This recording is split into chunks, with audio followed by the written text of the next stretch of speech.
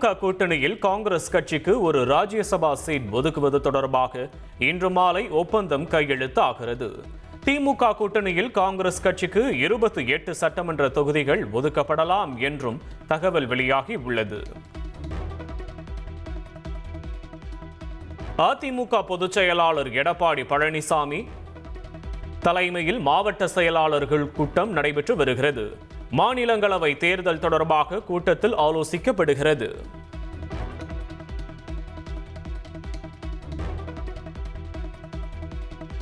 திமுகவும் காங்கிரஸ் கட்சியும் பரஸ்பர புரிதலுடன் தொகுதி பங்கீட்டை இறுதி செய்யும் என்று காங்கிரஸ் எம்பி கார்த்தி சிதம்பரம் தெரிவித்துள்ளார். இரண்டு கட்சிகளும் உறவு தொடர வேண்டும் என்ற எண்ணத்தோடு தான் இவ்வளவு நாட்களாக செயல்பட்டு வந்தார்கள். அந்த உறவு தொடரும் என்று முழுமையாக இரண்டு பேரும் முழுமையாக நம்புகிறோம். கூட்டணி தொடர்றதால் யாருக்கும் சந்தேகம் வேண்டாம். பங்கீடு என்பது இரண்டு கட்சிகளும் பேசி ஒரு மியூச்சுவல் அண்டர்ஸ்டாண்டிங் வர்றது, அந்த மியூச்சுவல் அண்டர்ஸ்டாண்டிங் வந்துடும். திருச்சி மண்டல ரயில்வே அலுவலக கல்வெட்டில் உள்ள ஹிந்தி பெயரை அகற்ற அதிகாரிகள் ஒப்புதல். ஹிந்தி திணிப்புக்கு எதிராக திமுகவினர் போராட்டம் நடத்திய நிலையில் முடிவு.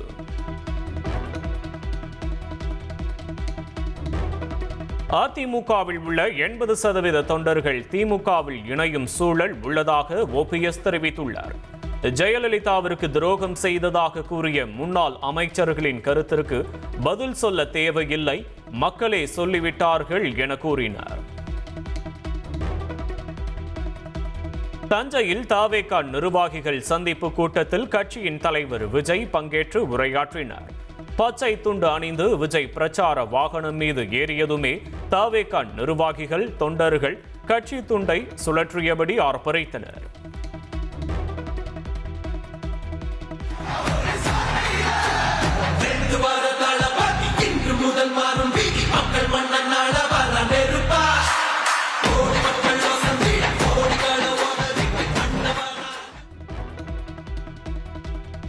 பாஜகவுக்கு ஆதரவாக தாம் பேசுவதாக அரசியல் எதிரிகள் திரித்து பேசுவதாக விஜய் குற்றம் சாட்டியுள்ளார்.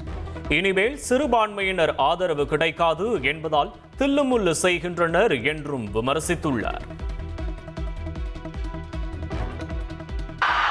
விஜய் வர்சஸ் ஸ்டாலின் சார், அதையும் நான் சொல்லியிருந்தேன். அப்புறம் இன்னொரு கேள்வியும் கேட்டிருந்தேன். இது தமிழ்நாடு சட்டசபைக்கான ஒரு தேர்தல். இதை ஏன் தமிழ்நாட்டுக்கும் டெல்லிக்குமான ஒரு எலெக்ஷன் சொல்றீங்க அப்படின்னு நான் கேட்டிருந்தேன். உடனே விஜய் பாஜகவுக்காக பேசுறாரு அப்படின்லாம் திருச்சி பேச ஆரம்பிச்சிட்டாங்க. விவசாயம் குறித்து தெரியாவிட்டாலும் விவசாயிகளின் கஷ்டங்கள் தனக்கு தெரியும் என்று விஜய் கூறினார். அடுத்த ஜென்மம் என்று ஒன்று இருந்தால் அதில் விவசாய குடும்பத்தில் பிறக்க விரும்புவதாக அவர் நிகழ்ச்சியுடன் தெரிவித்தார். இந்த உலகத்தையும் மனிதர்களையும் படைச்சது கடவுள்னு சொல்லுவாங்க. ஆனா அந்த கடவுளுக்கே படையல் போடுற உயர்ந்த மனிதர்கள் தான் நம்ம விவசாயிகள். நான் ஒரு விவசாயி குடும்பத்துல பிறக்கணும்னு ஆசைப்படுறேன்.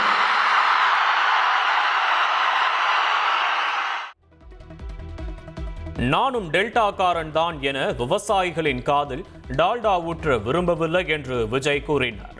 பரந்தூர் விவசாயிகளின் பிரச்சனையை கையில் எடுத்தே தமது முதல் அரசியல் பயணத்தை தொடங்கியதாகவும் அவர் தெரிவித்தார். எனக்கு விவசாயத்தை பத்தி டீட்டெயில்டா தெரியாதுதான், நான் ஒத்துக்கிறேன்.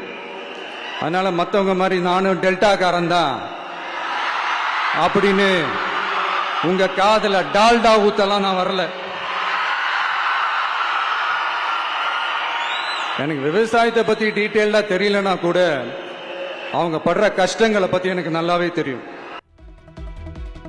தஞ்சை நிர்வாகிகள் சந்திப்பில் தண்ணீர் பஞ்சம் தொடர்பான தினத்தந்தி கட்டுரையை மேற்கோள் காட்டி விஜய் பேசினார். அணைகளில் ROV எந்திரம் மூலம் தண்ணீருக்குள் சென்று ஆராய்வது வரை எங்களுக்கு தெரியும் என்றும் அவர் தெரிவித்தார்.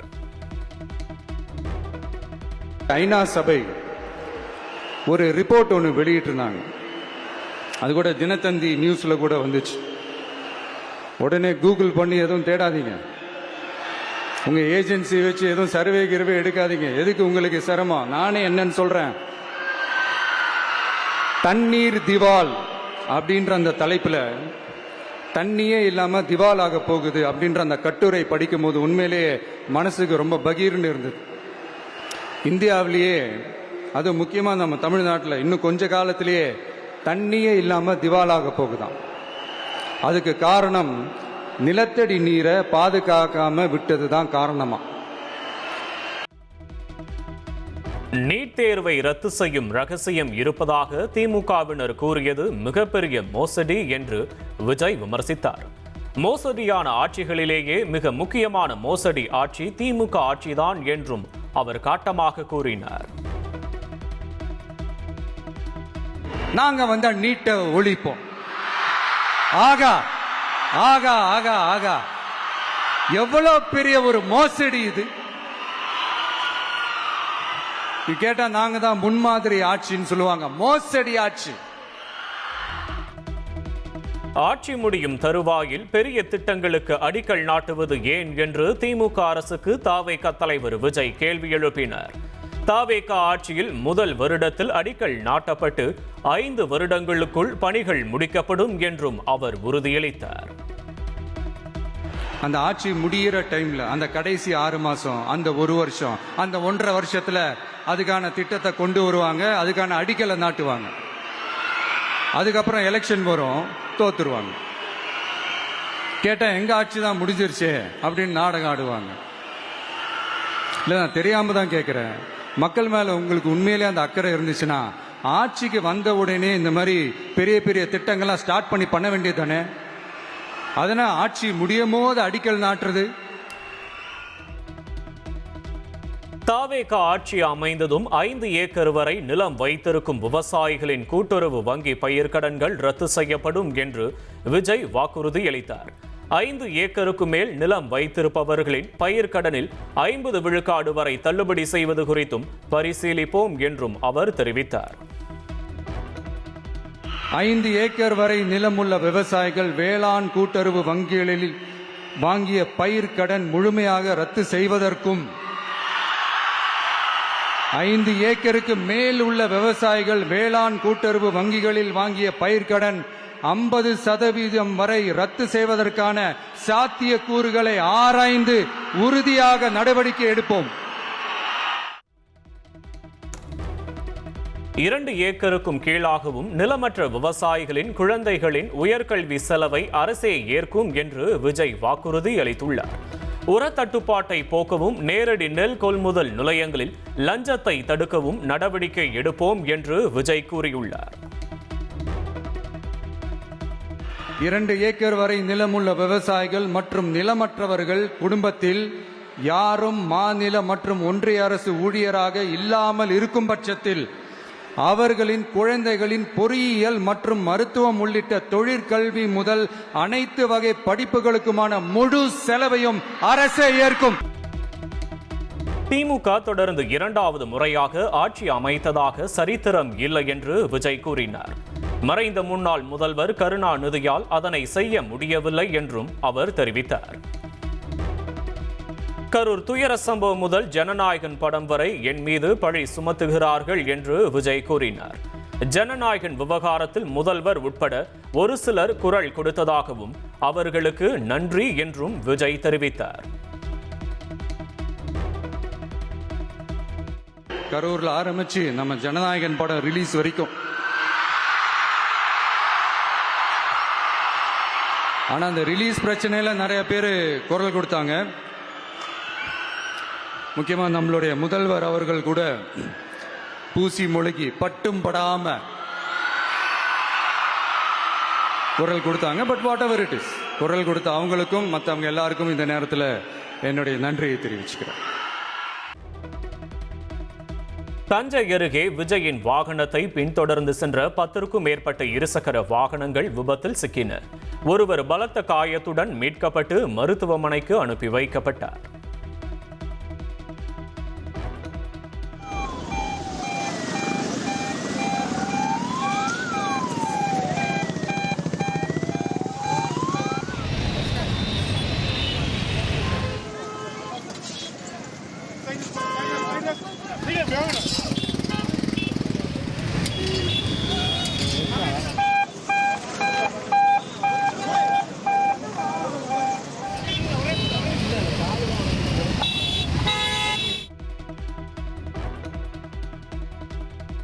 தஞ்சையில் தாவேகா நிர்வாகிகள் சந்திப்பு நிகழ்ச்சியில் தடுப்புகளை உடைத்துக் கொண்டு கட்சி தொண்டர்கள் ஓடியதால் பதற்றம் நிலவியது.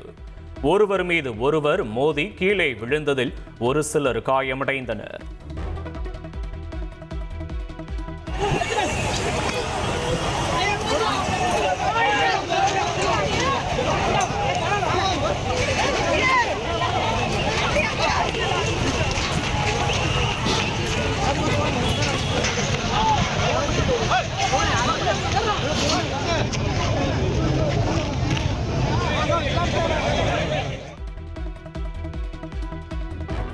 தஞ்சையில் தாவேகா மக்கள் சந்திப்பு நிகழ்ச்சியில் விஜய், சங்கீதா ஒன்றாக இருக்கும் புகைப்படத்தை தொண்டர் ஒருவர் எடுத்து வந்திருந்தார். இருவரும் உள்ள புகைப்படத்தை தாவேகா தொண்டர் உற்சாகத்துடன் உயர்த்தி பிடித்திருந்த காணொளி சமூக வலைதளங்களில் பரவி வருகிறது.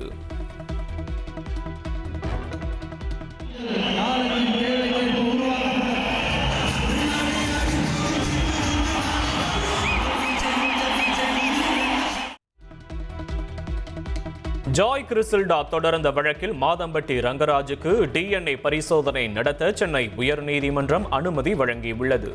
DNA பரிசோதனை நடத்த வழக்கறிஞர் ஆணையரை நியமித்தும் உத்தரவு பிறப்பித்துள்ளது.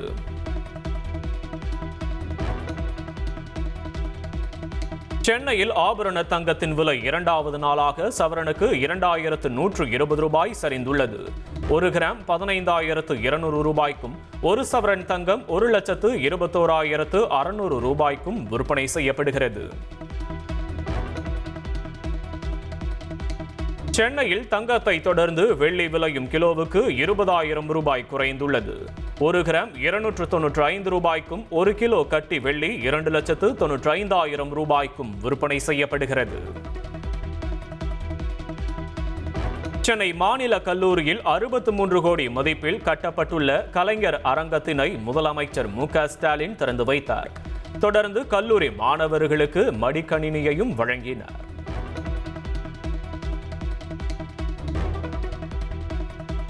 வீட்டு வசதி மற்றும் நகர்ப்புற வளர்ச்சித்துறை சார்பில் கட்டப்பட்ட அடுக்குமாடி குடியிருப்புகள் மற்றும் தோழி விடுதிகளை காணொலி வாயிலாக முதலமைச்சர் ஸ்டாலின் திறந்து வைத்தார். சென்னை மாநகராட்சி சார்பில் குடிநீர் வழங்கல் வாரியம் உட்பட பல்வேறு துறைசார் திட்டங்களுக்கும் அடிக்கல் நாட்டினார்.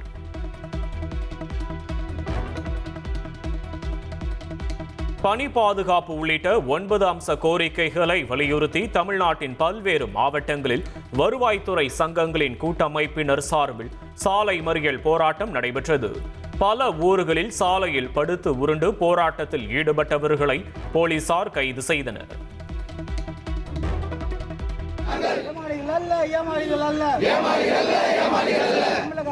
தமிழக அரசே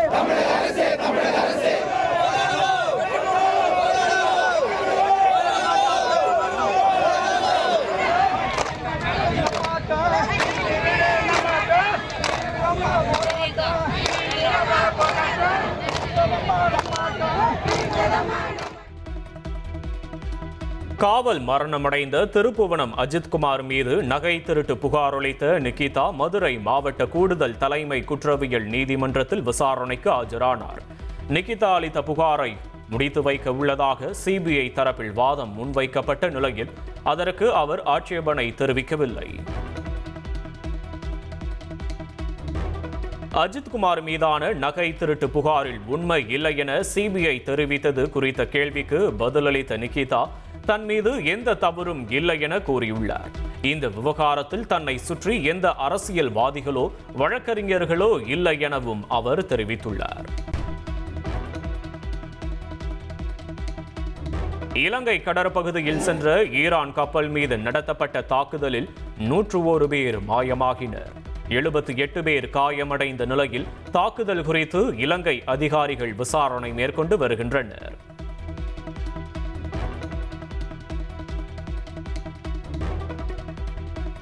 மத்திய கிழக்கு பதற்றம் காரணமாக துபாயில் சிக்கியிருந்த தமிழகத்தை சேர்ந்த 366 பயணிகள் விமானம் மூலம் பாதுகாப்பாக சென்னை வந்தடைந்தனர். ஈரான், அமெரிக்கா, இஸ்ரேல் இடையேயான தாக்குதல்களை தொடர்ந்து கடந்த சனிக்கிழமை முதல் பல மத்திய கிழக்கு நாடுகளின் வான் எல்லைகள் மூடப்பட்டதால் விமான சேவைகள் நிறுத்தப்பட்டிருந்தன. இதனால் துபாய் உள்ளிட்ட நகரங்களில் பலர் சிக்கியிருந்த நிலையில் 5 நாட்களுக்கு பிறகு மீண்டும் விமானங்கள் இயக்கப்பட்டன. இதில் நூற்றுக்கணக்கான பயணிகள் பத்திரமாக சென்னை வந்தடைந்ததை சுட்டிக்காட்டி மகிழ்ச்சி தெரிவித்தனர்.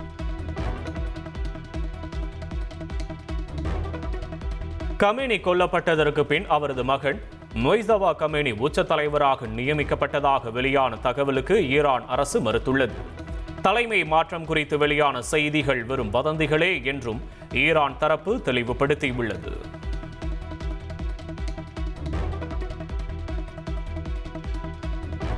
ஈரானிலிருந்து ஏவுகணை தாக்குதல் நடத்தப்பட்டதால் ஜெருசலேத்தில் எச்சரிக்கை சைரன்கள் ஒலித்தன.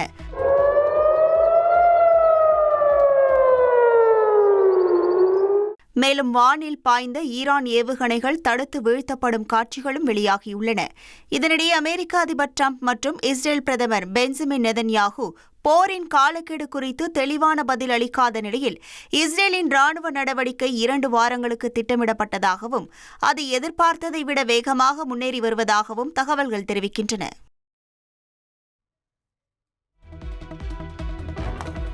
அணுசக்தி பேச்சுவார்த்தை ஒரு ரியல் எஸ்டேட் ஒப்பந்தம் போல நடத்தப்படுவதாக ஈரான் வெளியுறவுத்துறை அமைச்சர் அப்பாஸ் அரக்சி விமர்சித்துள்ளார். அமெரிக்க மக்களுக்கு ட்ரம்ப் துரோகம் செய்வதாகவும் அவர் சாடியுள்ளார்.